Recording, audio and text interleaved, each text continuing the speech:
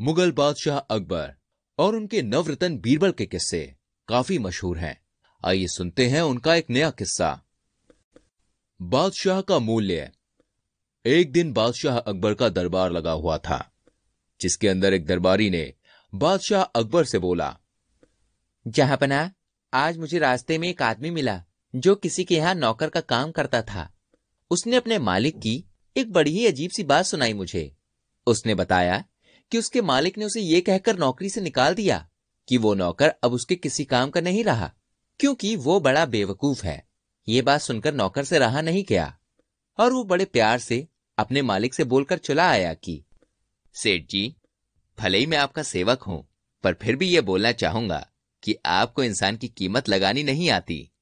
अब दरबारी इसी बात को लेकर सोच में था कि कोई भी इंसान किसी दूसरे इंसान की कीमत कैसे लगा सकता है।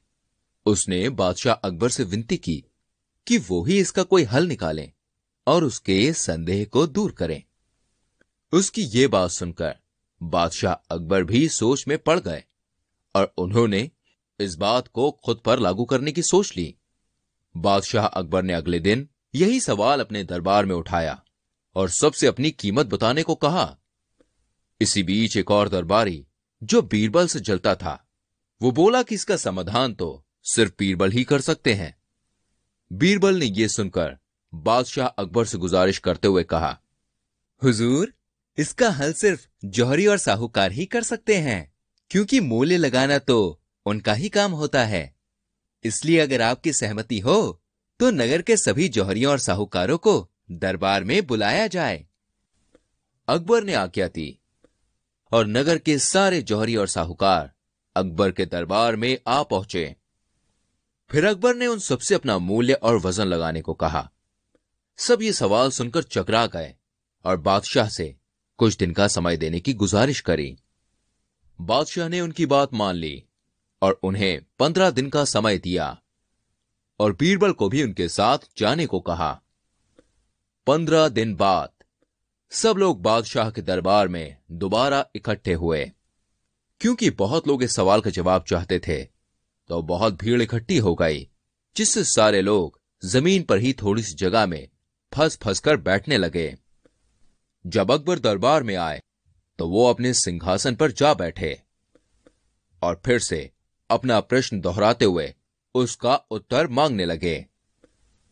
उत्तर देने के लिए जौहरियों के सरदार ने एक तराजू मंगवाया।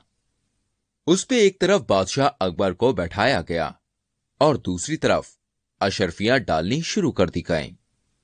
अभी कुछ ही अशर्फियां डाली गई थी कि तभी एक जौहरी चिल्लाने लगा, मिल गई, मिल गई, मिल गई। सब लोग चौंक गए और बादशाह अकबर ने पूछा कि यह क्या बदतमीजी है।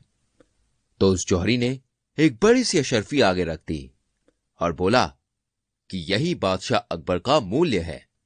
अकबर को यह सुनकर बहुत गुस्सा आया और वो बोले, क्या हमारी कीमत बस एक अशर्फी ही है?